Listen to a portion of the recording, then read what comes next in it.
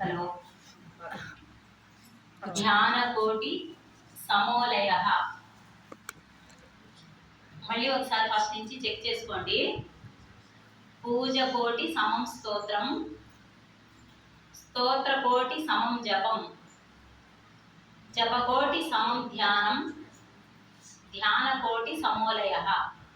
అంటే మనం 1,000,000 సార్లు పూజ చేస్తే మనకి ఎంత ఫలితం వస్తుందో ఒక్క స్తోత్రం చదివితే అంత ఫలితం అండి. స్తోత్రం అంటే మనం విష్ణు సహస్రనామాలు, లలితా సహస్రనామాలు అలాంటివన్నీ చదువుతాం కదా, ఆ స్తోత్రంతో సమానం అన్నమాట. అలాంటి 1,000,000 సార్లు స్తోత్రం చదివితే ఎంత ఫలితమో ఒక్క జపం చేస్తే అంత ఫలితం. మనం ఇస్కాన్ వాళ్ళు చేస్తూ ఉంటారు హరే కృష్ణ మహామంత్రాన్ని, అది మనందరం కూడా చూసాము, చేసి కూడా ఉంటాము. కాబట్టి 1,000,000 సార్లు జపం చేస్తే ఎంత ఫలితమో 1 గంట సేపు ధ్యానం చేస్తే అంత ఫలితం. అంటే 1 గంట ధ్యానంలో మనం ఎన్ని పూజలు చేసినట్టు చూడండి.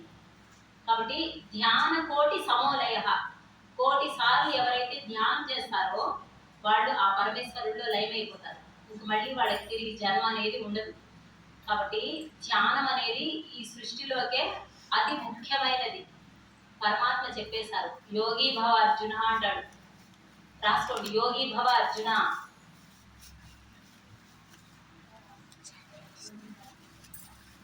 కాబట్టి మనందరం యోగులమండి. మనము ఎంతో పుణ్యం చేసుకున్నాం కాబట్టి ఈ మార్గంలోకి వచ్చాము. కాబట్టి ఇదేదో టైం పాస్ చేస్తున్నాము, ఖాళీగా ఉన్నాం కాబట్టి కాసేపు కళ్ళు మూసుకొని కూర్చున్నాము అనుకోకుండా ఇది చాలా గొప్పదైంది అనేసి అందరూ కూడా, ఎంత మీకు ఇంట్లో పనులు అయిపోతే ధ్యానం చేసుకోండి. గురువులు చెప్పిన సందేశాలు ఉన్నాయి, మనకి పిఎంసీలో వస్తుంది. యూట్యూబ్లో పిఎంసీ సబ్స్క్రైబ్ చేసుకొని గురువులు చెప్పే క్లాసులు వినండి. మంచి మంచి బుక్స్ ఉన్నాయి, చదవండి. ఇటువంటి సజ్జన సాంగత్యాలకి అటెండ్ అవుతూ ఉండండి. అంతేగాని అనవసరమైన విషయాలు, పక్కింటోళ్ళు ఎంతింటోళ్ళు ఇవన్నీ వద్దు. ఎందుకంటే జన్మని వృధా చేసుకోకూడదు. కాబట్టి ఇది చాలా అమూల్యమైన జన్మలోకి వచ్చాము మనము, దీన్ని మనము ఉపయోగించుకోవాలి. అదేవిధంగా మనము భౌతిక జగత్తు నుంచి ఆధ్యాత్మిక జగత్తులోకి అడుగు పెట్టేశాము. మన గురువు గారు చెప్పారు మనందరము ఆత్మలము అని. అసలు ఏంది ఆత్మ అంటే ఏంది, ఎక్కడ ఉంటుంది? ఇది ఈ సత్యం తెలుసుకునే దానికోసమే మనం ఈ సజ్జన సాంగత్యం అంతా చేసుకోవడం. ఒక్క ధ్యానం మాత్రమే చేస్తే సరిపోదు. ఎందుకంటే పక్షికి 2 రెక్కలు ఉంటేనే పైకి ఎగురుతుంది. అదేవిధంగా ఉత్త ధ్యానం చేస్తే సరిపోదు, ధ్యానంతో పాటు జ్ఞానం కూడా అవసరం. అదేవిధంగా మేము గురువులు చెప్పే క్లాసులు వింటున్నాము, పుస్తకాలు చదువుతున్నాము, ధ్యానం అవసరం లేదంటే అది కూడా కుదరదు. 2 ఖచ్చితంగా ఉండాలి, ధ్యానము ఉండాలి, జ్ఞానము ఉండాలి. 2 ఉన్నప్పుడే పక్షి ఎగురుతుంది. అదేవిధంగా మనము ప్రతి ఒక్క సత్యాన్ని తెలుసుకోవాలి. తెలుసుకోవడం కోసమే మనకి ఈ క్లాసెస్ అన్నీ గురువులు చెప్పేది. కాబట్టి గురువులు చెప్పిన ఈ క్లాసులన్నీ విని దాన్ని మనము నెమరు వేసుకోవాలి. ఆవు నెమరు వేసుకుంటుంది కదా భోంచేసిన తర్వాత. అదేవిధంగా మనం కూడా తెలుసుకున్న విషయాన్ని మళ్ళీ మళ్ళీ మననం చేసుకోవాలి. దీని గురించి ఆది శంకరాచార్యులు వారు ఏం చెప్పారంటే సాధనా చతుష్టయం అని చెప్పారు. రాసుకోండి, ఆది శంకరాచార్యుల వారు సాధనా చతుష్టయం అంటే సాధనలో మనం ఎదగాలంటే 4 విషయాలు చెప్పారు. ఆ 4 ఏమంటే శ్రవణము, 1 శ్రవణము, మననము, నిధిధ్యాసన, 3 నిధిధ్యాసన, 4 సాక్షాత్కారం. అంటే శ్రవణము అంటే ఫస్ట్ వినడం. గురువులు ఏం చెప్తా ఉన్నారు? గురువు అంటే సద్గురువు అండి. సద్గురువు అంటే సత్యాన్ని గురించి చెప్పే గురువు. అంటే ఎంతో మంది గురువులు ఉంటారు, ఎన్నో విషయాలు చెప్తా ఉంటారు. కానీ మనకు అన్ని విషయాలు పట్టుకున్నామంటే కుదరదు. నిజమైన సద్గురువు ఎవరు అంటే సాక్షాత్తు ఆ పరబ్రహ్మే. మనం ఎప్పుడో చేసుకున్న పుణ్యం వల్ల మన బ్రహ్మర్షి పితామహ పత్రిజీ గారిగా వచ్చి మనకి ఈ విషయాలన్నీ చెప్పారు. మనము సాయిబాబా ఉన్నప్పుడు ఆయనతో పాటు కలిసి తిరిగిన వాళ్ళు ఎంత అదృష్టవంతులో, పత్రికతో ప్రయాణం చేసిన మనం కూడా అంత అదృష్టవంతులు. అది మనకి ఇప్పుడు తెలియదు, సత్యం అర్థమైన తర్వాత అని ఇంత గొప్ప గురువుని మనం పొందామా అన్నది మనకు తర్వాత తెలుస్తుంది. కాబట్టి ఫస్ట్ శ్రవణము అంటే సద్గురువులు చెప్పే విషయాలను మనం వినాలి. విన్న దాని తర్వాత మనము అంటే మనం నోట్స్లో రాసుకొని దాన్ని మళ్ళీ మళ్ళీ మనం తిరిగి గుర్తు చేసుకోవాలి. అప్పుడు నిధిధ్యాసన అంటే ఒక నిధిని, డబ్బు కానీ బంగారం కానీ దాచిపెడితే అది ఎలా ఉపయోగపడుతుందో అలా ఈ జ్ఞానం మళ్ళీ మనకి ఉపయోగపడుతుంది అన్నమాట. సాక్షాత్కారం అంటే మనకి అవసరమైనప్పుడు నిధిని ఏ విధంగా బయటకు తీసి ఉపయోగించుకుంటామో అదేవిధంగా ఈ సత్యాన్ని మళ్ళీ మనము నెమరు వేసుకున్నప్పుడు మన లోపల మన ఆత్మలో నిక్షిప్తమైపోయిన ఈ జ్ఞానం అంతా ఒక నిధిలాగా మళ్ళీ మనకి తిరిగి ఉపయోగపడుతుంది. అదే సాక్షాత్కారం అంటే. కాబట్టి శ్రవణము, మననము, నిధిధ్యాసన, సాక్షాత్కారం ఈ 4 ఖచ్చితంగా మనం పాటించాలి. ఓకే, ఇప్పుడు మనము ఆత్మలము అని చెప్పుకున్నాము. మరి ఆత్మే భగవంతుడు. మరి ఆ భగవంతుడిని మనం చేరుకోవాలంటే ఎలా? పూజలు చేస్తే బయట దేవుడి ఫోటోకి పూజ చేసేస్తాము, కానీ మన లోపల ఉన్న ఆత్మని మనం దర్శించాలంటే ఏం చేయాలి? దానికి మన గురువు గారు చెప్పేశారు, శ్వాస మీద ధ్యాస. ఎప్పుడైతే మనం మన పంచ జ్ఞానేంద్రియాలను, పంచ కర్మేంద్రియాలను కట్టేసి మన మనసుని ఆఫ్ చేసేయాలి. ఆఫ్ చేయాలంటే శ్వాస మీద ధ్యాస పెట్టాలి. ఎప్పుడైతే ఆ ప్రయత్నంలో ఉంటామో అప్పుడు మనం సత్యాన్ని గ్రహించగలుగుతాము. కాబట్టి మనము ఈ కనిపించే శరీరాలను కాదు, కనిపించే ఆత్మలు. అయితే ఆ ఆత్మ నేను అన్న సత్యాన్ని తెలుసుకోవాలంటే, ఆ భగవంతుడి దగ్గరికి చేరుకోవాలంటే మనం చాలా చాలా విషయాలను తెలుసుకోవాలి.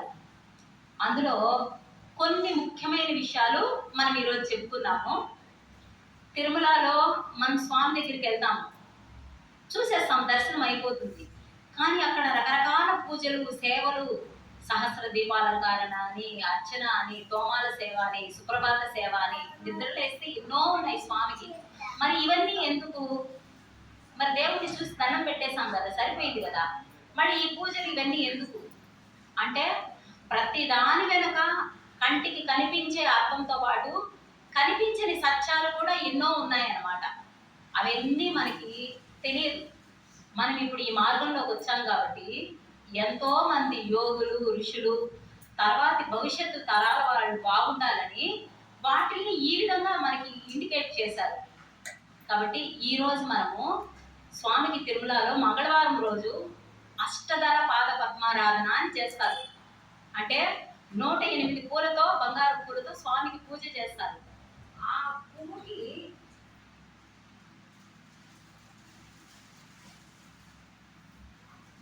ఎనిమిది రేకులు ఉంటాయి. మామూలుగా పువ్వు అంటే 5 రేకులు ఉంటాయి, 10 రేకులు ఉంటాయి, ఎన్ని రేకులైనా ఉండొచ్చు. కానీ అష్టదళాలు అంటే 8 దళాలు. ఎందుకు 8 దళాలే అంటే దాని వెనక ఏదో అర్థం ఉంటుంది. అర్థం లేకుండా అంతటి స్వామికి చేయరు కదా. కలియుగ ప్రత్యక్ష దైవము అంతటి స్వామికి అష్టదళ పాద పద్మారాధన అంటే దానికి ఏదో ముఖ్యమైన అర్థం ఉంది. ఆ అర్థం ఏందో మనం తెలుసుకోవాలి. ఇప్పుడు మనం ఆ ప్రయత్నం చేస్తున్నామండి. రాసుకోండి, అష్టదళ పాద పద్మాలు. అష్టదళ పద్మాలు రాసుకోండి.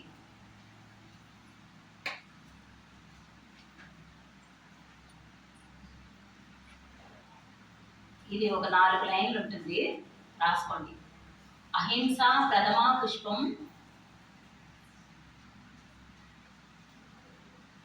అహింస ప్రథమా పుష్పం, పుష్పం ఇంద్రియ నిగ్రహం, పుష్పం ఇంద్రియ నిగ్రహం,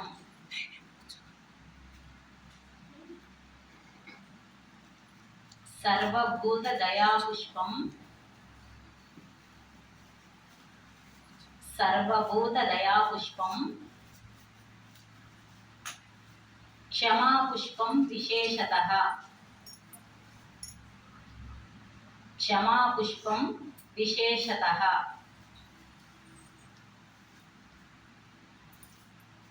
జ్ఞాన పుష్పం తపః పుష్పం. జ్ఞాన పుష్పం తపః పుష్పం శాంతి పుష్పం తదైవ చ. శాంతి పుష్పం తదైవ చ. సత్యం సత్యం అష్టవిధో పుష్పం. సత్యం అష్టవిధో పుష్పం విష్ణో ప్రీతికరం భవేత్. విష్ణు ప్రీతికరం భవేత్. అందరు రాసుకున్నారమ్మా? ఆ స్వామికి ఇష్టమైన పుష్పాలు ఏంటంటే మనం ఏమనుకుంటాము, మంచి మల్లెపూలు, జాజులు, సంపంగిలు, మరో ఇంకే ఎన్ని రకాల సుగంధ పరిమళమైన పుష్పాలు ఉన్నాయో అవన్నీ తెచ్చి స్వామికి పూజ చేస్తే ఆయన మనల్ని కాపాడతాడు, మన ఈ కష్టాల్లోంచి బాధల్లోంచి బయటపడిపోతాము. దేవుడా, నేను ఏం పాపం చేశాను, నాకెందుకు ఈ కష్టాలు, నాకెందుకు ఈ బాధలు, నేను మల్లెపూలు 100 రూపాయలు ఉంటే కూడా కాలిలో తెచ్చి పూజ చేసినాను కదా, స్వామికి నేను తీయగా చక్కెర పొంగలి ప్రసాదం పెట్టినని, మంచి మంచి కొబ్బరికాయలు కొట్టి పూజ చేశాను కదా, నేను ఇంత మంచిగా పూజలు చేస్తా ఉన్నా నాకు ఈ కష్టాలు ఎందుకు పోలేదు అనుకుంటాము. కానీ పూజలో ఏమీ లేదండి, ఆయన చెప్పేశాడు. కాకపోతే భగవంతుడు ఉన్నాడు అని మనందరం తెలుసుకునే దానికోసము యోగులు, మహర్షులు, ఋషులు ఒకేసారి భగవంతుడు సత్యం ఇది అని చెప్తే అర్థం చేసుకునే శక్తి మనకు లేదు కాబట్టి పూజ దగ్గర నుంచి మొదలు పెట్టారనమాట. స్కూల్కి వెళ్తానే పిల్లలకి 10th క్లాస్ పాఠాలు చెప్తే అర్థమవుతాయా? ఫస్ట్ ఆలు, గుణింతాలు, పదాలు, వాక్యాలు అన్నీ నేర్పించి తర్వాత క్లాసులు చెప్తారు. అదేవిధంగా భగవంతుడు కూడా మనము ఆయన్ని చేరుకోవాలంటే, నిజమైన సత్యం ఏంటి అని తెలుసుకోవాలంటే పూజలతో మొదలు పెట్టించారు మన దగ్గర నుంచి. అక్కడి నుంచి స్తోత్రాలు, అక్కడి నుంచి జపాలు, అక్కడి నుంచి ధ్యానానికి వచ్చాము. అంటే రోజుకి ఎదగాలి. అదేవిధంగా మన ఆత్మ ఎదుగుదల కూడా జన్మల్లో ఎన్నో జన్మలు తీసుకొని ఇప్పుడు ఇక్కడికి వచ్చాం. మనం ధ్యానంలోకి వచ్చామంటే చివరి జన్మల్లోకి వచ్చిన వాళ్ళతో సమానం. కాబట్టి మనము ఈ మానవ జన్మ ఎప్పుడు ఎవరం ఈ శరీరం వదిలేస్తామో తెలియదు. కాబట్టి ఈ శరీరంలో ఉన్నప్పుడే భగవంతుడిని తెలుసుకోవాలి. దానికోసమే ఈ ధ్యానం అనేది చాలా చాలా ముఖ్యమైనది. అందువల్ల ఇటువంటి సత్యాలు ఇంకా ఎన్నో ఉన్నాయి.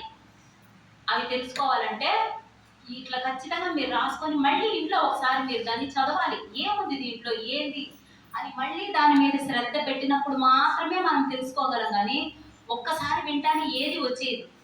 పిల్లలు కూడా స్కూల్లో టీచర్ క్లాస్ చెప్తారు, ఒక్కసారికి వింటానే వచ్చేస్తుందా? రాదు. దాన్ని మళ్ళీ వినాలి, అర్థం చేసుకోవాలి, రాయాలి. ఎంతో తపన పడితేనే ఒక క్లాస్ ఫస్ట్ అంటారు. అట్లా మనం కూడా ఈ ఆధ్యాత్మికతలో కూడా భగవంతుడికి తొందరగా దగ్గర అవ్వాలంటే ఒక్క మానవ జన్మలోనే 50 జన్మల్లో పాఠాలు నేర్చేసుకోవచ్చంట. అంటే మనలో ఎంత శ్రద్ధ ఉంటే మనం అంత తొందరగా భగవంతుడికి దగ్గర అవుతాం. దాంట్లో మొదటగా ఇవి చెప్పారు యోగులు, ఋషులు.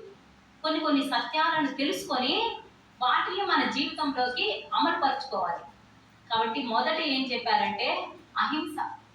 మన గురువు గారు పత్రి గారు మనకిచ్చిన అద్భుతమైన భాగ్యం ఏంటంటే మనందరినీ శాకాహారులు చేసేసారు.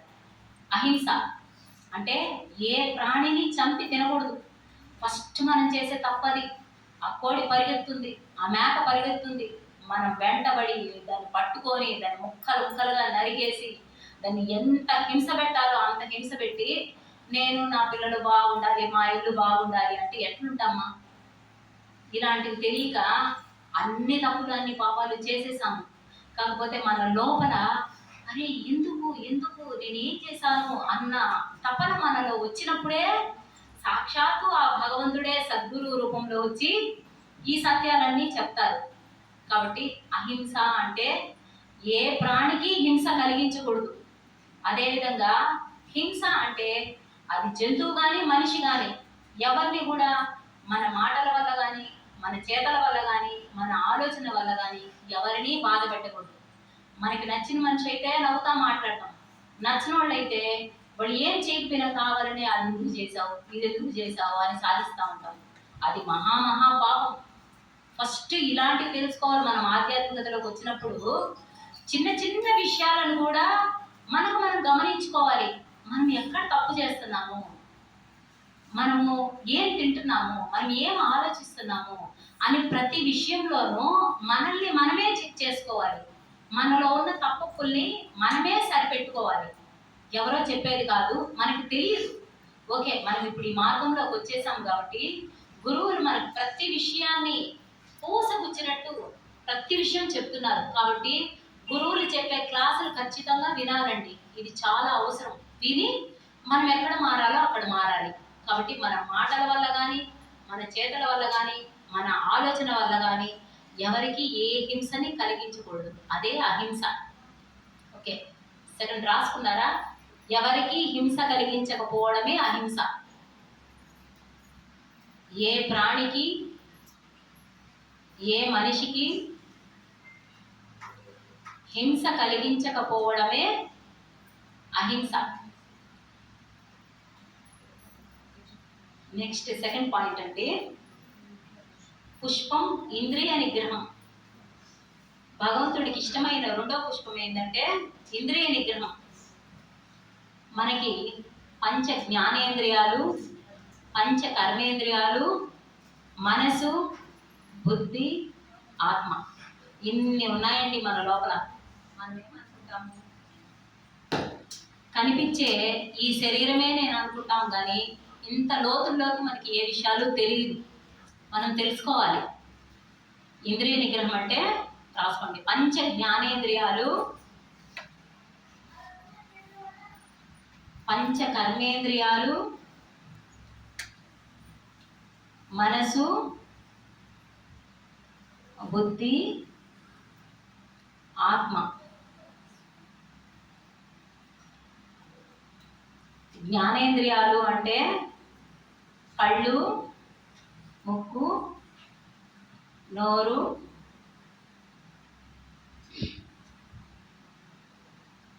చెవులు, చర్మము. పంచ జ్ఞానేంద్రియాలు అంటే కళ్ళు, ముక్కు, నోరు, చెవులు, చర్మము. పంచ కర్మేంద్రియాలు, కర్మలు ఎలా చేస్తామా? చేతులతో,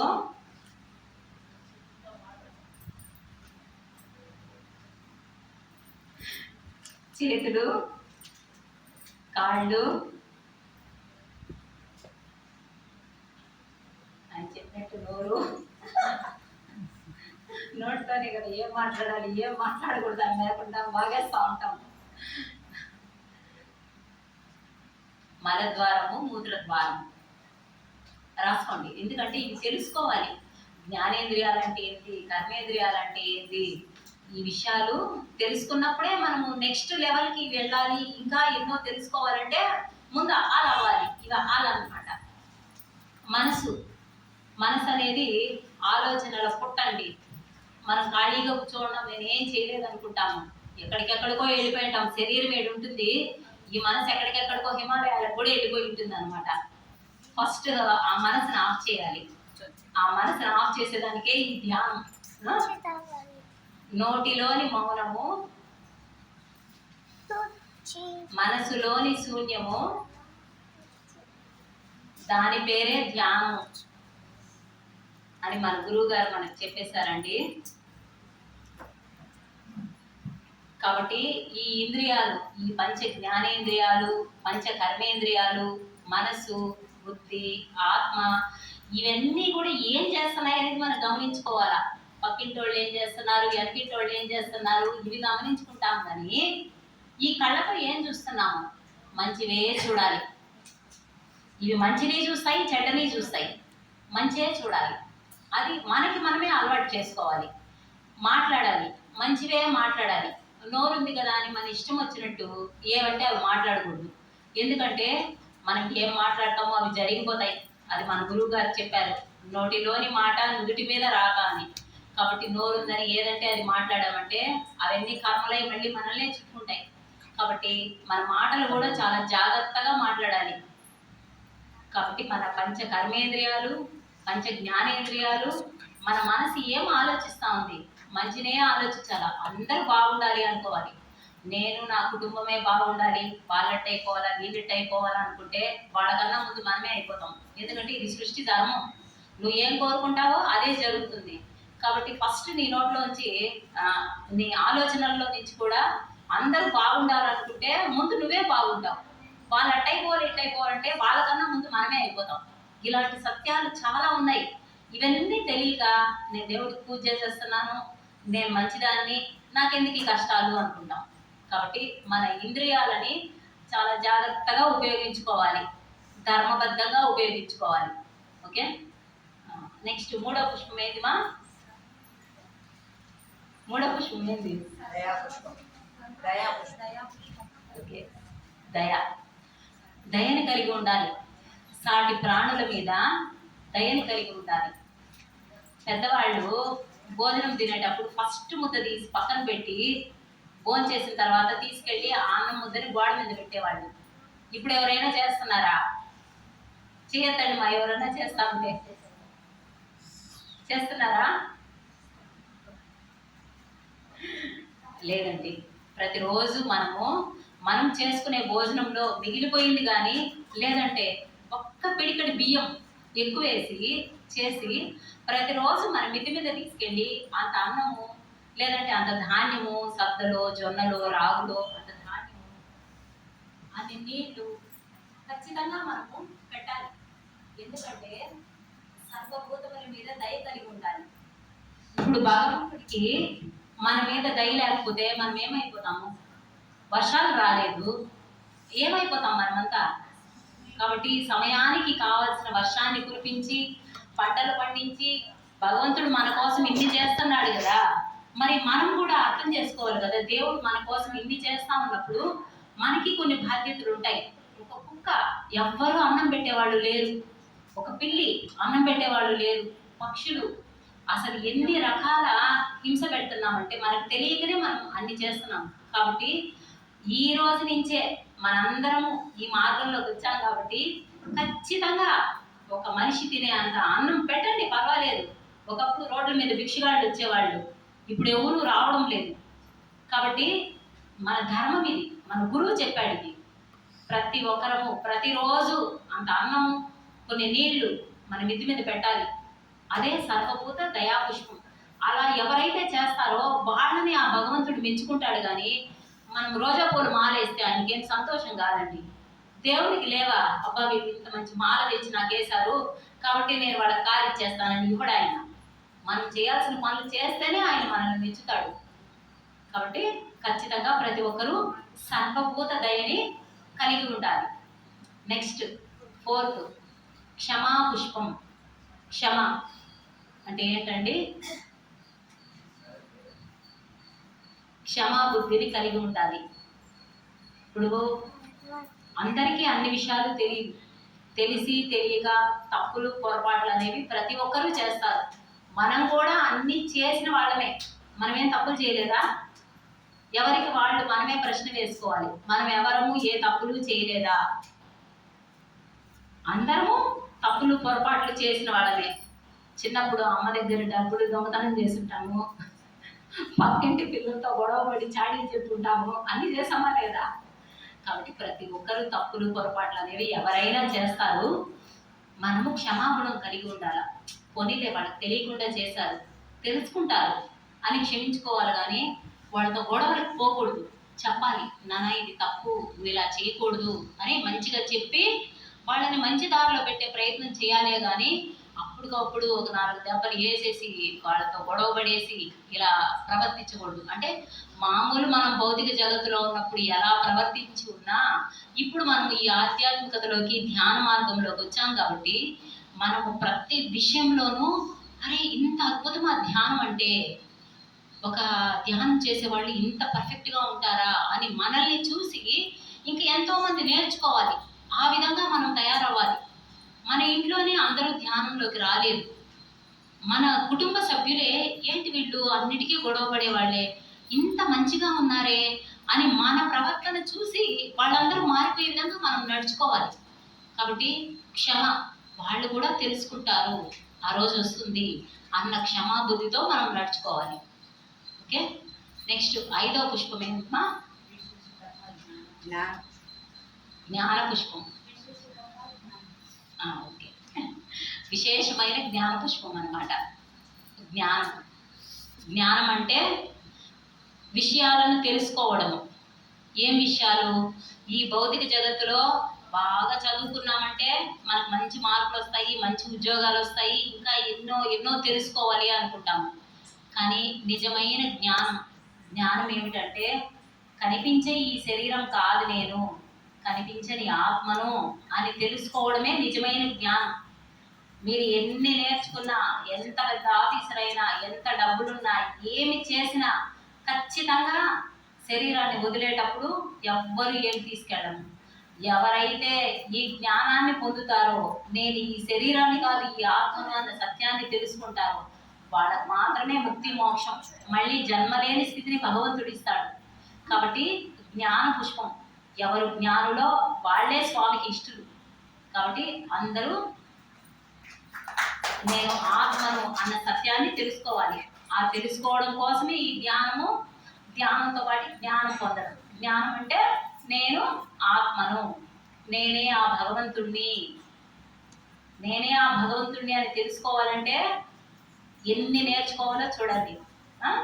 జ్ఞాన పుష్పం. నెక్స్ట్ మా తప పుష్పం, తపస్సు రాసుకోండి. తపస్సు అంటే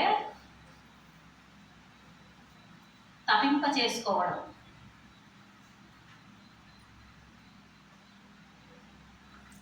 అంటే భోజనం తగ్గించాలి, నిద్ర తగ్గించాలి, ఆలోచనలు తగ్గించాలి, అన్నింటినీ తగ్గించి ధ్యానం చేసుకోవాలి. బాగా ఫుల్గా తినేసి హాయిగా నిద్రపోయి లేస్తే ఏమీ రాదు. కాకపోతే ఈ శరీరానికి రెస్ట్ అనేది అవసరం. అందుకే భగవంతుడు పగలు పనులు చేసుకోండి, రాత్రి నిద్రపోండి అని ఆయన ప్రతి ఒక్కటి సృష్టిలో రూల్స్ అండ్ రెగ్యులేషన్స్ పెట్టేశాడు. కానీ మనం అది ఏమి తెలుసుకోకుండా రాత్రి 11 గంటలకి బిర్యానీ ఇచ్చినారంటే వేసి కూర్చొని తినేద్దాం అని తినేస్తాం. కాదు, ప్రతి ఒక్కటి రూల్స్ అంటే రూల్స్ అంటే అంత స్ట్రిక్ట్గా, అంటే రూల్స్ అంటే మనం పెట్టుకున్న రూల్స్ కాదు, శాస్త్రం ప్రమాణం. శాస్త్రంలో ఏం చెప్పుందో వాటిని మనం ఫాలో అవ్వాలి. కాబట్టి తపస్సు అంటే మానసిక, రాసుకోండి, మానసిక, వాచక, కాయక తపస్సు. మానసిక అంటే మనసులో ఆలోచనలు, వాక్కు అంటే నోటిలో నుంచి వచ్చే మాటలు, కాయక అంటే ఈ శరీరంతో చేసే పనులు అన్నీ కరెక్ట్గా ఉండే విధంగా నడుచుకోవాలి. మనకి శక్తి ఉందనేసి 24 గంటలు పని చేసామంటే నేర్చిచ్చి పడిపోతాం. లేచి ధ్యానం చేసుకోగలుగుతామా? చేయలేము. కాబట్టి ఎంతవరకు పనులు చేయాలో అంతవరకే చేయాలి. ఖాళీగా ఉందామనేసి ఇంకా ఏదో ఒక పని చేస్తూనే ఉంటారు, అది కరెక్ట్ కాదు. అలా అనేసి మన బాధ్యతలు వదిలేసి పని పాట చేసుకోకుండా నేను ధ్యానం చేసుకుంటాను, నేను కళ్ళు మూసుకొని కూర్చుంటాను అని, అది తప్పు కాదు. మన పనులన్నీ మనం కరెక్ట్గా చేసి ఎక్కడ అక్కడ పెట్టేసి కూర్చొని ధ్యానం చేసుకోవాలి. కాబట్టి మనసులో ఆలోచనలు, నోట్లోంచి వచ్చే మాటలు, మన శరీరంతో చేసే పనులు ఇప్పుడు అవసరమా, ఇది మాట్లాడుతున్నాం, ఇది అవసరమా అని ఆలోచించాలి.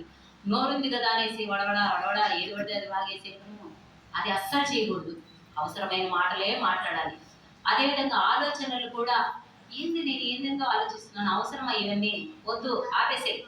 అంటే మనం ఆపేయంటే మన మనసు ఆగాలి, వినాలి.